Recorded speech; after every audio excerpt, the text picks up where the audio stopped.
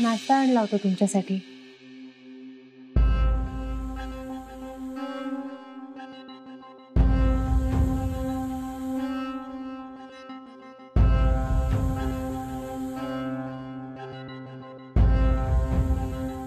नेत्रावर विश्वास बसायला लागला ना तुझा. ऐक ऐक नेत्राचे प्रताप.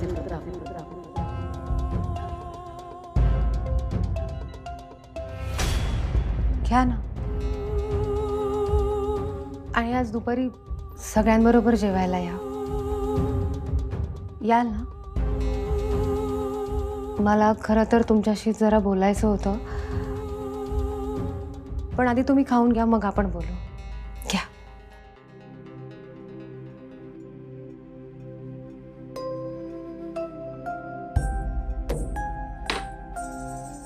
आत्ताच बोल काय ते. नाही, तुम्ही आधी खाऊन घ्या मग बोल. कुणीही येणार नाहीये.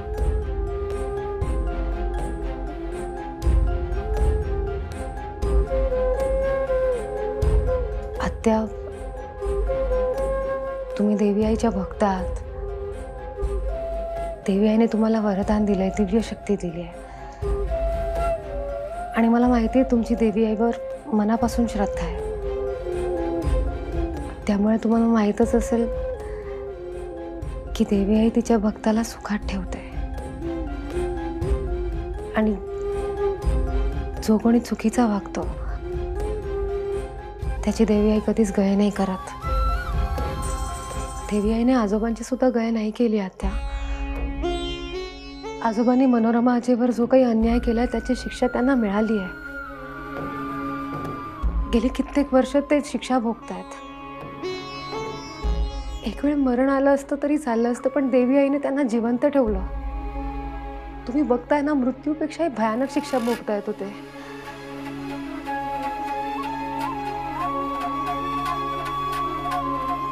आता तुम्हीच विचार करा, देवी आईने आजोबांना शिक्षा दिलेली असताना त्यात जर तुम्ही काही केलं तर देवी आईचा कोप नाही का होणार? आणि तुमच्या चारित्र्यावर खुनी असल्याचा डाग लागेल. मनोरमा आजीने दिलेल्या शापाप्रमाणे आजोबांचं आयुष्य उद्ध्वस्त झालंय आत्या. जिवंत प्रेताप्रमाणे पडून असतात ते. मरण यातना भोगतायत. आत्या, मी या घरची सून म्हणून नाही, तुमची भाची म्हणून विनंती करते तुम्हाला.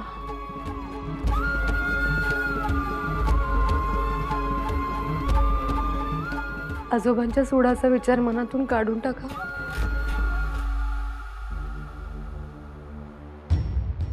तुमच्यामुळे जर का आजोबांचं काही बरं वाईट झालं ना, तर तुमची यातनं कधीच सुटका होणार नाही.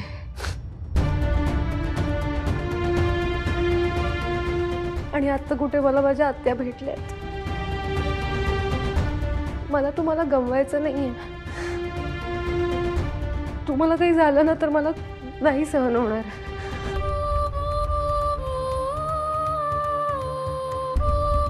मी हवं तर तुमचे पाय धरते, पण आजोबांचं सूड घेण्याचा विचार मनातून काढून टाका.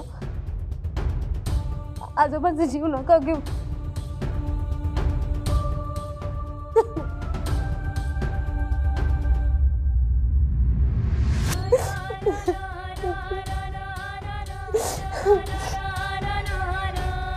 बरेच दिवस झाले मला तुमच्याशी बोलायचं होतं, पण मला तुमची बाजू सुद्धा कळत होती.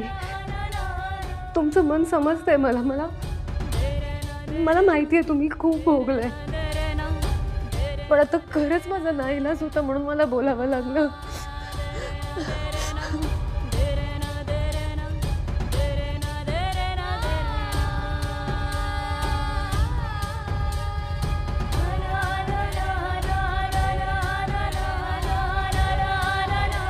इतके दिवस माझ्या मनातही द्वंद्व सुरू होता.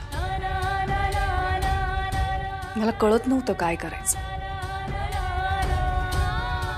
पण आता चित्र स्पष्ट झालंय.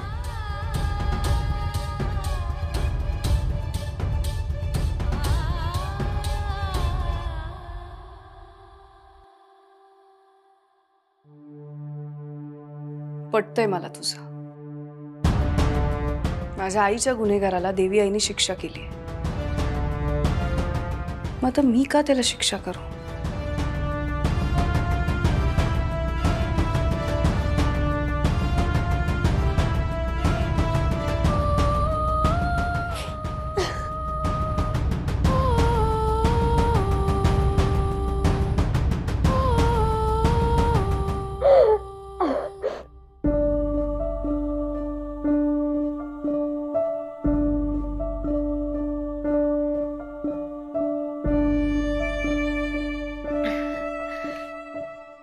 जा तू आता.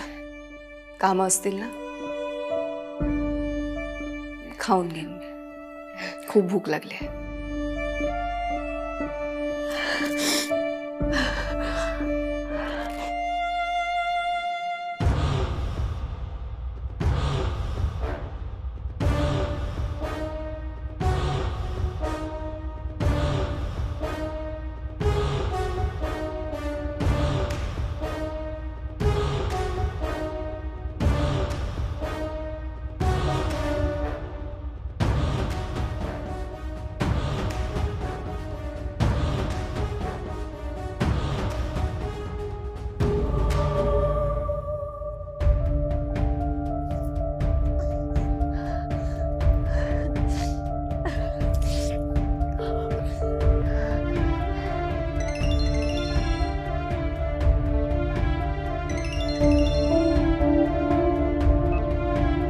बोल नेत्रा. हॅलो साहेब. साहेब साहेब खूप खूप आनंदाची बातमी आहे. काय झालं? इंद्राणी आत्याने त्यांच्या मनातला विचार काढून टाकलाय. म्हणजे म्हणजे ते आता आजोबांना काही करणार नाहीत. त्या आजोबांच्या जीवाला कोणतीही हानी पोहोचवणार नाहीत. Netra, are you serious? हो साहेब. साहेब त्यांना पटलंय की आजोबांची अशी अवस्था हीच त्यांना देवी आईने दिलेली शिक्षा आहे. त्यामुळे ते आता आजोबांना काही करणार नाहीत. नेत्रा, हे सगळं फक्त तुझ्यामुळे पॉसिबल झालंय. नाही साहेब, माझ्यामुळे काही नाही झालंय. सगळं सगळं देवी आईमुळे झालंय. Thank you so much Netra. साहेब तुम्ही थँक्यू काय म्हणताय? कारण थँक्यू शिवाय दुसरं बोलण्यासारखं काही नाहीये माझ्याकडे आता. साहेब तुम्ही आता कामात असाल ना, तुम्ही आता काम करा. आपण संध्याकाळी तुम्ही आलात ना की मग निवांत बोलू, ठीक आहे? आणि संध्याकाळी तुम्ही आलात ना घरी की मग तुम्ही सुद्धा भेटा इंद्राणी आत्यांना. हो. ठेवते. बाय.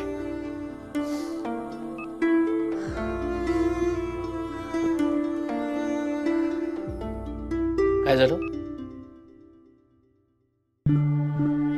बाबा, मी म्हणालो होतो ना तुम्हाला, जे होतं ते चांगल्यासाठी होतं म्हणून.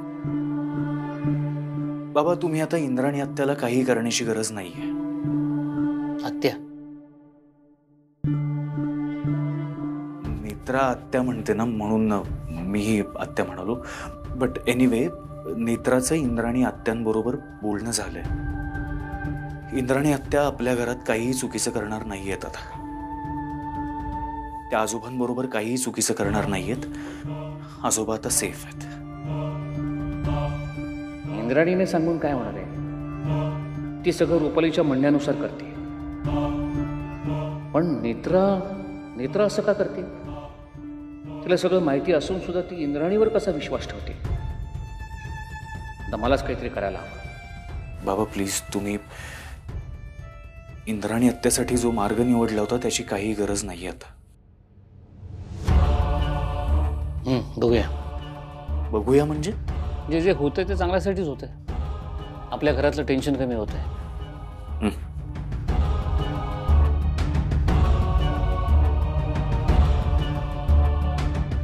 मी आलो जरा. मला एक महत्वाचं काम आठवलंय, ते करून आलो. ओके.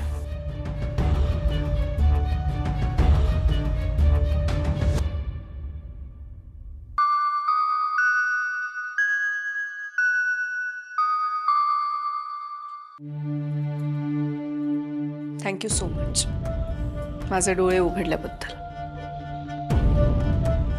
मी बोलले होते तुला, रुपाली म्हात्रे, जे माझ्या समोर घडतं ते तर मला दिसतंच, पण जे घडत नाही ना ते सुद्धा दिसतं अगदी लख्खपणे. आणि म्हणूनच इतकी वर्ष राजाध्यक्षांच्या घरावर राज्य केलं मी. ती नेत्रा आली आणि सगळंच असो. पण एक गोष्ट तुझ्या लक्षात आली असेल ना की मी म्हणेन तीच पूर्व दिशा, हे लक्षात ठेवायचं आता. पण इंद्राणी, तुझी एक गोष्ट खटकली हं मला. कुठली? नेत्राला काहीच बोलली नाहीस तू. मुद्दाम. म्हणजे तिने माझ्या पाठीत वार केला ना, मग आता मीही तेच करणार. तिला मुद्दामच गाफील ठेवलं मी, आणि ती गाफील राहिल्यामुळे फायदा आपलाच होणार आहे. ते आहेच. आज रात्री आपलं काम होईल ना? बघते म्हणजे बघूया. म्हणजे ती मनीषा नर्स ती फोन उचलत नाहीये, पण काम होईल, तू काळजी करू नको. जाणार आहे कुठे ती? करेल ती. ठीक आहे. मग आज रात्रीच खेळ संपला पाहिजे. पद्माकरचा सुद्धा आणि नेत्राचा सुद्धा.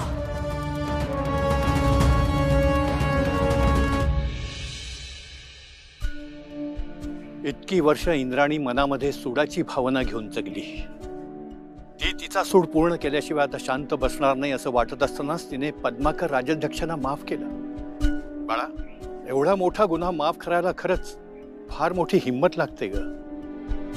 ती इंद्राणीने दाखवली. हो आबा. मी त्यांना माफ करू शकलो नसतो, पण इंद्राणीने आजवर जे काही भोगलंय ते अति भयंकर होतं. आणि अशा परिस्थितीनंतरही त्यांना माफ करणं म्हणजे खरंच इंद्राणी खूप मोठ्या मनाची आहे, मोठ्या धीराची आहे. खरं आहे आबा तुमचं. आबा, देवी आईची कृपाच झाली ना. आता तुम्ही तुमच्या भाचीला भेटू शकता, तिला माया लावू शकता, तिला डोळे भरून बघू शकता. खरं सांगू बाळा, त्या दिवशी मी इंद्राणीला भेटलो ना, तेव्हा माझ्यासमोर माझी मनोरमाताईच उभी आहे असं सारखं वाटत होतं ग मला. इंद्राणीमध्ये मला सतत माझ्या मनोरमाताईचा भास होत होता. मी समजू शकते आबा. आता उगाच सारखं असं वाटतंय आधीच त्यांच्याशी बोलले असते तर किती बरं झालं असतं ना. नाही बाळा, प्रत्येक गोष्टीला एक योग्य वेळ असते, आणि योग्य वेळ आल्यानंतरच देवी आई सर्व काही घडवून आणते. तू इंद्राणीशी आधी बोलली असतीस तर हे कदापि शक्य झालं नसतं. बरोबर आहे तुमचं. बरं आबा, तुम्ही भेटायला येता इंद्राणी आत्यांना? त्यांना खूप बरं वाटेल. नक्की येईना मी. उद्याच या, आणि येताना ना आईच्या हातचं काहीतरी खायला घेऊन या. हो बाळा, नक्की काहीतरी घेऊन येईना माझ्या भाचीसाठी. लवकर या, मी वाट बघेन. हो.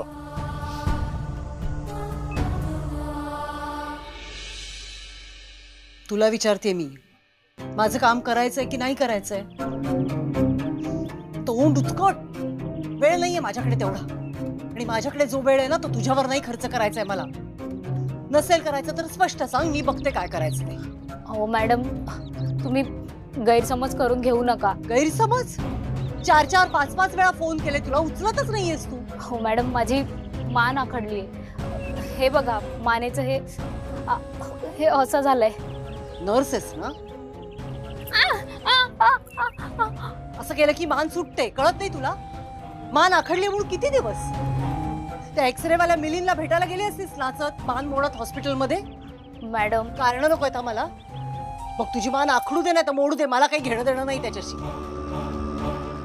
आज नाईट शिफ्टला वेळेवर यायचं. आजच काम झालं पाहिजे, कळतंय? हो हो मॅडम.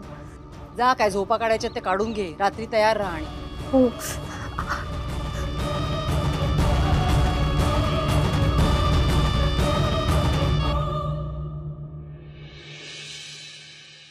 देवी आई, मला नेत्राशी खोटं वागावं लागलं, पण माझ्याकडे दुसरा काय पर्याय होता? मला माफ कर, पण आता मला बोलते, ज्याने तुझा अपमान केला ज्याने तुझ्या भक्ताला फसवलं त्या पद्माकर राज्याध्यक्षाचा लवकरात लवकर वध करण्यासाठी मला बळ दे.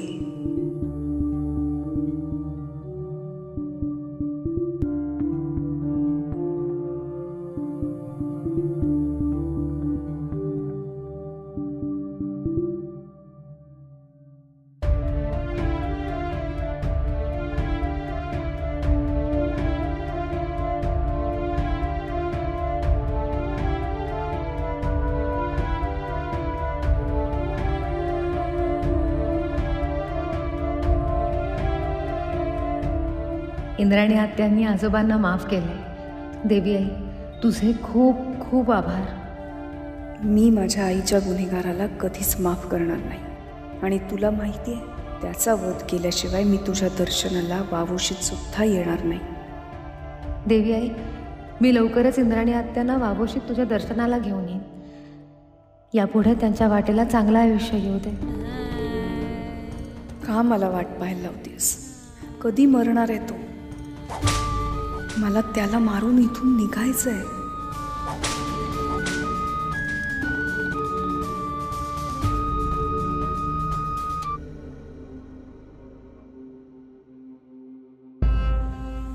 आत्या, उद्या आबा येणार आहेत तुम्हाला भेटायला. खरंच मलाही खूप इच्छा आहे माझ्या मामांना भेटायची. आलेच.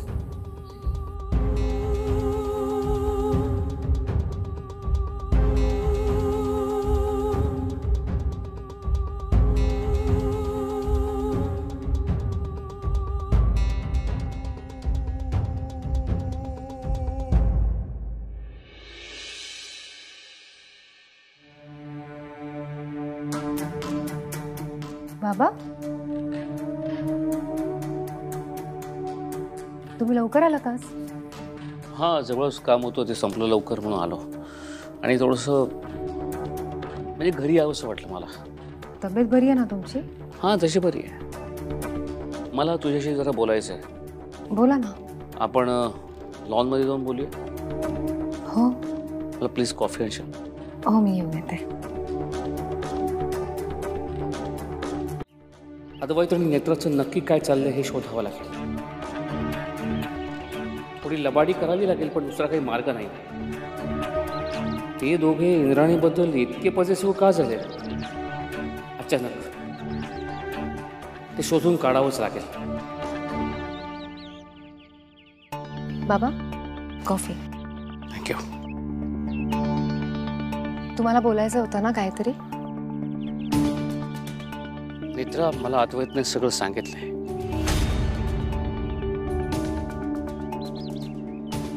काय काय सांगितलंय त्यांनी तुम्हाला? हेच जे तुम्ही दोघांनी माझ्यापासून लपवले इंद्राणीबद्दल. नेत्रा, एवढी मोठी गोष्ट तुम्ही माझ्यापासून लपवूच कशी शकता? मी खूप दुखावलोय. मला माझ्या कानांवरती विश्वासच बसत नव्हता. अगं, कधी ना कधी हे मला कळणार होतच ना. मग का केलं तुम्ही असं? नेत्रा, मी आता काय करू? अशी शांत बसू नकोस, मला सांग. या सगळ्यातनं मी कसा बाहेर पडू? बोल ना. मला खूप त्रास होतो. बाबा, तुम्ही त्रास नका ना करून घेऊ. नाही म्हणजे मला माहिती आहे, असं नुसतं तुम्ही त्रास नका करून घेऊ म्हणणं अगदीच सोपं आहे. पण जे काही घडलं त्याला 40 वर्ष लोटून गेली आहेत. 40 वर्षांपूर्वी जे घडलं ते आपण बदलू शकतो का? नाही ना. मग तुम्ही नका ना त्रास करून घेऊ.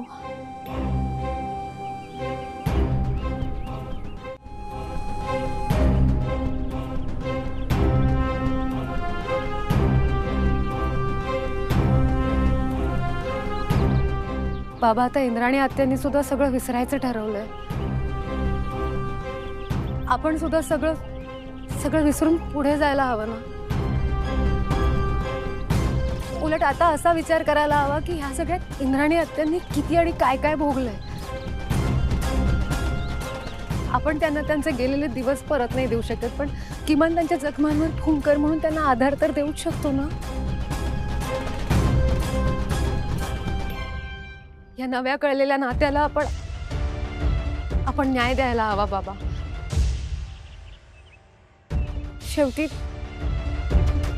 शेवटी काही झालं तरी इंद्राणी आत्या बहीण आहेत तुमच्या.